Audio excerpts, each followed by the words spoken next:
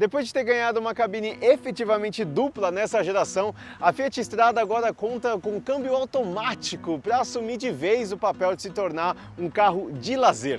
Mas será que era só isso que faltava para ela convencer você a sair de um hatch ou até de um SUV qualquer aí para entrar no mundo das picapes? Se você abrir mão de um pouquinho de praticidade no dia a dia, talvez sim. Mas se você não quiser correr risco nenhum de molhar suas bagagens mesmo com a caçamba fechada, aí talvez não. Mas pelo menos ela tem um benefício que serve tanto para quem é de automóvel quanto para quem é de picape.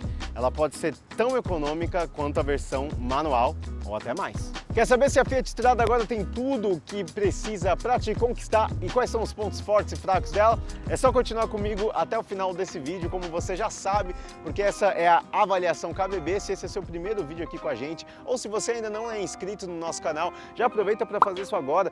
Aperta nesse botãozinho vermelho aí embaixo, porque essa é a sua inscrição, o seu like e o seu comentário também que fazem a gente continuar trazendo vídeos novos toda semana aqui para você assistir.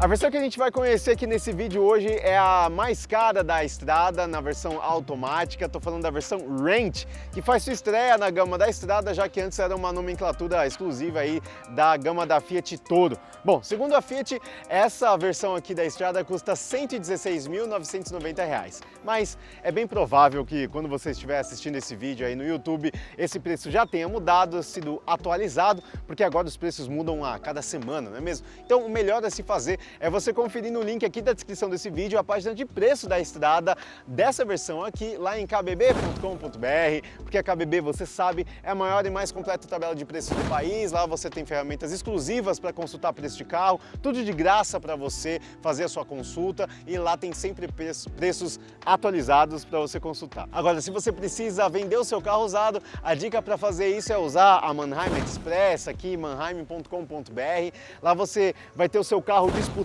por centenas de lojistas espalhados pelo Brasil. Assim você pode vender o seu carro mais valorizado de uma maneira mais fácil, tranquila e segura possível. É só acessar o link aqui na descrição também para você saber como vender o seu carro lá na Manheim.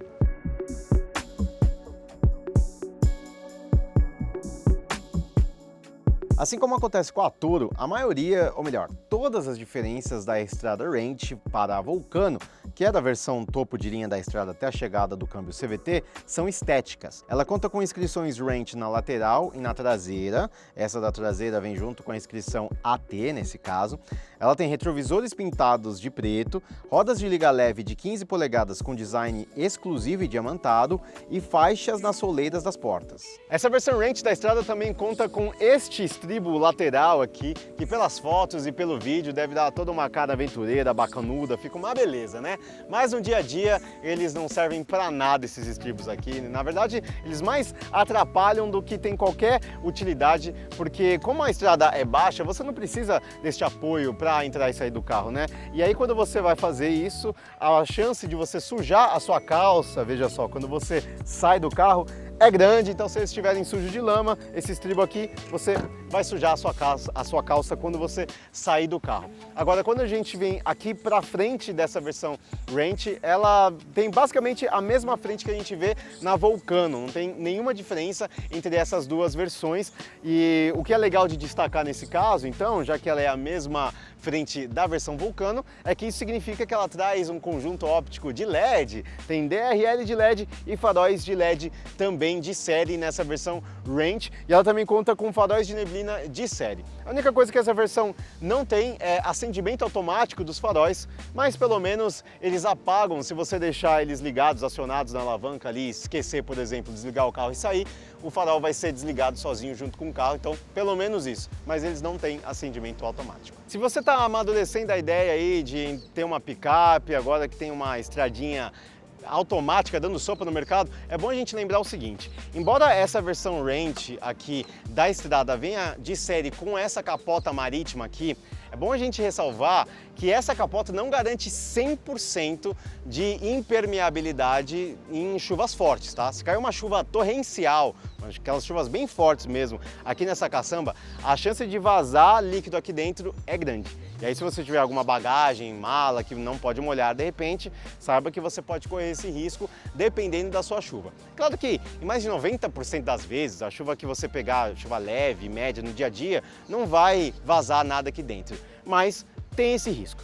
A Fiat deve ter soluções para isso, né, para mitigar esse tipo de risco na sua gama de acessórios para a estrada, né? Então pode ser uma solução também se for o caso, mas ter uma caçamba também pode ser legal para outras coisas também. Por exemplo, você vai fazer uma mudança, você tem muito mais versatilidade para isso. Se você quiser levar alguma coisa maior, mais alta, que não cabe num carro convencional, aqui essa caçamba pode ser o jeito para você, porque ela tem também iluminação, tem 6 ganchos aqui dentro para você amarrar várias coisas. E se você acabar usando essa picape também para fazer alguma coisa do seu trabalho no dia a dia, saiba que essa tampa da caçamba aqui não vai te cansar muito, porque ela é bem levinha. Tem uma mola aqui embaixo para facilitar e te auxiliar no manuseio da caçamba sem esforço.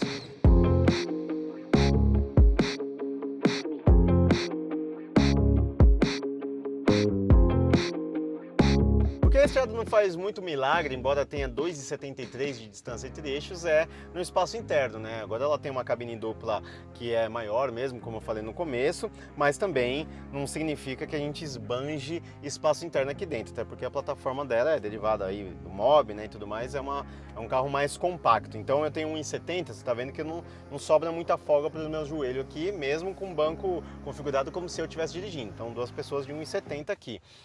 E o encosto também do banco traseiro, ele é um pouco mais inclinado, é mais vertical na verdade, né? Ele é mais vertical por causa da caçamba, mas isso é uma característica comum já mais de picape por causa justamente da caçamba. Pelo menos os bancos são confortáveis aqui. Colocar um terceiro elemento aqui dentro não ficaria muito legal, porque o console central aqui, o assoalho central, na verdade, ele invade esse espaço, né? É mais elevado, então para você acomodar seus pés aqui no meio ficaria um pouco complicado, mas tem uma entrada extra USB para quem for daqui atrás poder conectar o seu celular.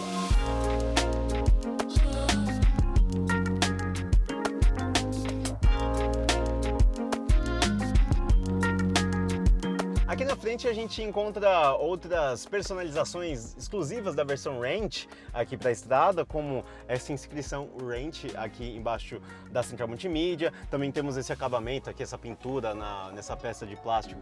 Tem uma espécie de marrom meio cobre aqui também, que é exclusivo dessa versão. E claro, os bancos, né? Os bancos são parcialmente de couro, né? Esse couro sintético aqui, que também com essa pegada meio marrom, meio cobre aqui no revestimento, inclusive nas costuras. Isso é exclusivo da versão Range, tá? Em relação ao acabamento, é tudo plástico rígido aqui mesmo, a gente não tem nem um tecidinho, um emborrachado onde a gente encosta o braço aqui na porta, é tudo feito de plástico rígido mesmo, bem simplão, tá? Aqui pelo menos a gente tem um apoio de braço, tá? Que é revestido, esse sim é revestido de couro sintético, então pelo menos tem um pouco mais de conforto aqui, mas não dá para você usar, ele não tem regulagem, né, para você usar enquanto dirige, é só um apoio de braço mesmo para você usar em outras situações. Apesar dessa geração da estrada se preocupar mais com a sua vida a bordo, né, em termos de praticidade, a gente não tem lá muitas opções aqui dentro não para espalhar essas coisas. O baú das portas, ele é mais estreito, né, para você colocar carteira e celular. A gente não tem um baú central aqui, né, no meio, porque a cabine não é muito larga, então é bem estreito esse espaço, não caberia um baú aqui, eu imagino, mas tem essa entrada USB que eu já falei lá atrás, né?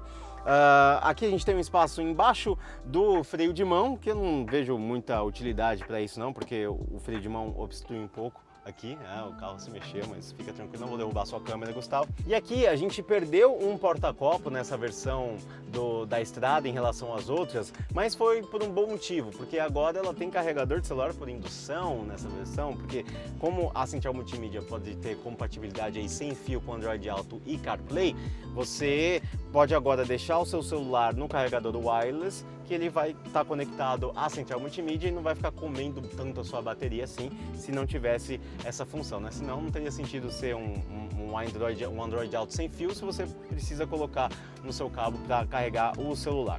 Mas de qualquer maneira tem essa aqui, entrada USB, também uma entrada auxiliar, e temos um porta-objetos aqui em cima do porta-luvas que dá uma ajudada também para você colocar, sei lá, dinheiro de pedágio de repente aqui em cima. Nessa seção nós temos o ar-condicionado, que tem uma moldura em black piano, mas ele é bem simplão também, enfim, ar-condicionado manual, os ajustes aqui todos analógicos, também não tem nada demais. E essa versão não conta com ajuste de profundidade do volante, é só altura, tá? Mas não profundidade. E também nós temos ajuste de altura aqui do banco do motorista. Ou seja, para resumir, você que está comparando aí essa picape com um carro de passeio, de repente, né, nessa faixa de preço, dá para perceber que a gente não tem uma cabine aqui que condiz muito com um carro de 116, 120 mil reais. O carro de passeio já teria um pouco mais de capricho, esmero aqui, conveniência na cabine do que a estrada tem a oferecer. Então tem essa diferença aí para você levar em consideração na hora de entrar no mundo da picape pela estrada automática. A central multimídia dessa versão da estrada é a mesma das outras, com a tela de 7 polegadas, mesmo sistema Uconnect que a gente já está acostumado a ver nos carros da Fiat, então é bem intuitivo de usar, bem moderno aqui, com a tela que parece seu smartphone mesmo. Já falei que tem Android Auto e CarPlay sem fio. A única ressalva que eu faço é que como ela não tem muitos atalhos físicos, para você usar, navegar pela central multimídia com o carro em movimento é um pouco mais difícil, porque a gente não tem nem onde apoiar os dedos direito aqui, né, para apertar os ícones que são menorzinhos, né? Então dificulta um pouco, mas é só essa única ressalva aqui da central multimídia. E no painel de instrumentos a gente tem um computador de bordo com tela TFT de 3 polegadas e meia. Dá para você ir navegando aqui por meio dos botões aqui no volante com esse barulhinho. Dá para te dar esse barulhinho se você quiser. Mas enfim, ela é bem completinha essa tela do computador de bordo. Tem todas as informações de viagem, velocímetro digital, autonomia e tudo mais. Temperatura de óleo também e monitor de pressão dos pneus. Esse conjunto motriz da estrada é o mesmo que a gente viu lá na avaliação do Pulse 1.3 Drive CVT, que inclusive se você não assistiu, tem um link na descrição para assistir esta avaliação aqui dessa versão do Pulse. Então trata-se do motor 1.3 Firefly, que agora rende 107 cavalos de potência e 3,7 kg de torque. A gente já explicou que ele sofreu uma redução aí dos números por causa das leis ambientais agora, do novo Proconv que está vindo aí para a indústria. E ele também trabalha com câmbio CVT nesta versão aqui agora, de maneira inédita na estrada.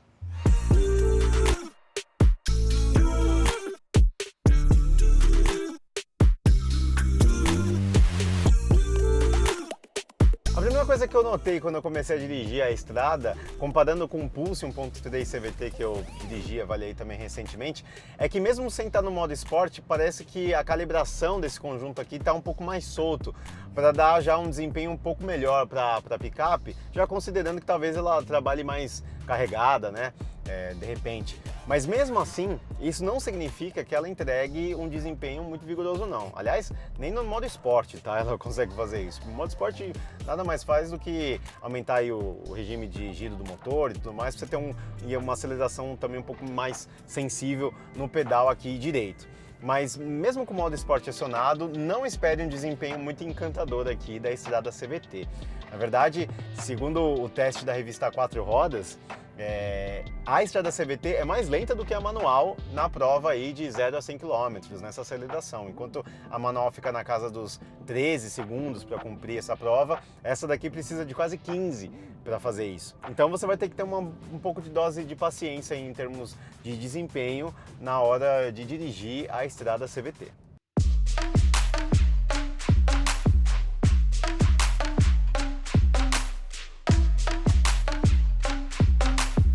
Uma outra vantagem bacana de destacar sobre o CVT é o regime de rotações que o carro fica em velocidades constantes. Se você está a 120 km por hora, por exemplo, você vai ficar com o giro do motor abaixo das 3.000 rotações, aí por volta de 2.500, enquanto na versão manual você passa das 3.000 rotações, né? Quase 3.500 rotações quando você está em quinta marcha em velocidade mais alta, assim, constante. Ou seja, isso contribui para o conforto da viagem também, até para o próprio ruído e tudo mais, né? Esse carro não tem um isolamento acústico tão apurado assim, né? Por conta da plataforma mais simples, mas só essa vantagem de você trabalhar num regime menor de rotação do motor já ajuda. Agora, o lado ruim do câmbio CVT é que até você chegar no seu ponto de velocidade constante, você vai ter que aguentar um ruído mais alto do motor, que é uma característica já de carros que tem motor CVT. Quando você faz o kickdown para, enfim, extrair a potência máxima no carro, você vai ouvir bastante o motor trabalhando, porque o isolamento acústico, como eu falei, não é dos melhores assim para blindar esse ruído, então você vai escutar bastante o motor gritar. Claro que ele vai ficar simulando marchas, né, para atenuar um pouco essa sensação. Ele tem 7 marchas simuladas aqui, nesse tipo de situação de kickdown, mas enfim, causa um certo desconforto nesse período, mas depois em velocidade constante aí a viagem fica mais agradável. A cereja do bolo desse câmbio CVT, na verdade, é com relação à eficiência, porque ele pode entregar mais conforto aqui para dirigibilidade, como eu falei, e não cobra um preço alto por isso no quesito consumo de combustível. Na verdade, ele, pelos números do Inmetro, essa versão CVT é até mais econômica do que a manual. Ela fica aí na casa dos 8,8 km por litro com etanol na cidade e chega até os 13,9 com gasolina em rodovias. E no meu uso aqui da estrada, fiquei mais tempo com esse carro aqui dessa vez, eu consegui médias aí de entre 8,6 e 8,7 km por litro, pegando bastante trecho urbano mesmo e até bastante trânsito em viagem e tudo mais. Então eu consegui estar num consumo aí com etanol dentro daquilo, bem próximo daquilo que o Inmetro diz que ela faz. Ou seja, em termos de eficiência, a estrada recebe uma nota alta. O que é sempre legal de destacar da estrada dessa geração é que ela ficou mais madura em termos de dinâmica e dirigibilidade, mesmo tendo mantido a configuração de eixo rígido do eixo traseiro, né, e feixe de molas. Isso faz com que ela naturalmente acabe pulando um pouco mais, né, oscilando verticalmente mais na hora de passar por buraco ou remendo na pista do que um carro de passeio normal, por exemplo, né, fazendo essa alusão aí de você, essa suposição de você estar pensando em entrar para o mundo das picapes. Na estrada você teria que se acostumar um pouco com esse comportamento dela pular um pouco mais, mas pelo menos isso significa que ela é mais robusta. Eles mantiveram essa configuração justamente pela robustez de manutenção e, enfim, durabilidade das peças e tudo mais. E assim, ela tendo essa configuração e pneu de uso misto, você não precisa se preocupar com buraco, remendo de pista, estradinha de terra, que você vai encarar tudo isso aqui numa boa, sem batida seca no assoalho, sem ficar sentindo dor por conta do carro estar sofrendo em piso que não está muito bem asfaltado. Pelo menos essa seria uma vantagem aqui em relação a um carro de passeio que pode sofrer um pouco mais nessas condições. E lembrando também que nessa versão ela conta com TC Locker, que é aquele sistema lá que simula um bloqueio de diferencial, né, eletronicamente, para você sair de um atoleiro leve. Se você estiver num lamaçal aí com as rodas da frente, você pode ligar esse sistema, ele vai te ajudar a sair dessa situação, mas claro que não significa que você pode meter esse carro num off-road pesado, porque não é essa a proposta, né? É mais um recurso de segurança, é isso que ela tem para te oferecer. Agora, dos equipamentos que eu mostrei que ela não traz de série aqui, nem como opcional, aquele que eu mais senti falta no meu convívio, aqui no meu uso com o carro, é o piloto automático, né? Controlador de velocidade de cruzeiro, porque não faz muito sentido ela não trazer esse recurso, sendo que tecnicamente o carro poderia muito bem recebê-lo, né? Ele já tem câmbio CVT, tem controle eletrônico de estabilidade de série, tem, enfim, acelerador eletrônico, direção elétrica, central multimídia, ou seja, arquitetura eletrônica que um piloto automático demandaria para ser instalado, esse carro tem. Só que a Fiat decidiu não colocar. E a única coisa que ela responde quando a gente questiona é que ela está atenta às demandas de mercado para possíveis e futuras melhorias no carro. Eu tenho certeza que essa é uma melhoria que, tendo demanda pela estrada CVT, se essa versão, né, se a estrada automática realmente vingar no mercado, eu acho que a primeira atualização que eles vão colocar no portfólio desse carro vai ser o piloto automático, porque ele de fato faz falta. Se é um carro mais para lazer, as pessoas vão viajar mais, você usa esse tipo de recurso na estrada, então eu senti falta de ter isso aqui disponível para mim.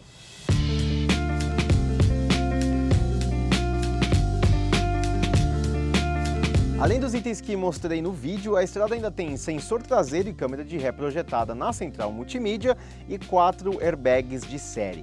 No final das contas, vale a pena entrar no mundo das picapes agora que a estrada tem esse câmbio automático? Olha, eu diria que ela faz um convite tentador, tá? Porque Por natureza, a picape ela acaba expandindo aí as suas possibilidades de lazer com o carro, né? Porque é mais altinha, pneu de uso misto, caçamba e tal. Dá para você aproveitar mais coisas com uma picape aí, expandir seus horizontes. Mas é verdade que faltam alguns itens de conforto, inconveniência aqui na estrada que ela poderia ajudar no convencimento se ela oferecesse de série esses itens aí que a gente comentou no vídeo que ela não tem. E se você olhar para o seu lado, pro seu ladinho, ó, logo ali na Renault, tem a Duster Duroc também, versão 2.0, ou seja, um motor maior, mas que hoje em dia só é vendida com câmbio manual e preço, ó, bem equiparado com essa estrada automática aqui. Qual das duas será que vale mais a pena se você já decidiu que é de picape que você quer? Isso a gente só vai descobrir no nosso próximo vídeo aqui no canal da KBB, porque é quando a gente vai fazer o comparativo entre essa estrada aqui e a Duster Duroc. Então se você não quiser perder o nosso comparativo para saber qual das duas tem o melhor custo-benefício para você e qual é o nosso veredito sobre a estrada, é só você se inscrever aqui no canal da KBB Brasil, assina as notificações aí também para você ser avisado quando o nosso comparativo for publicado. Valeu e até a próxima!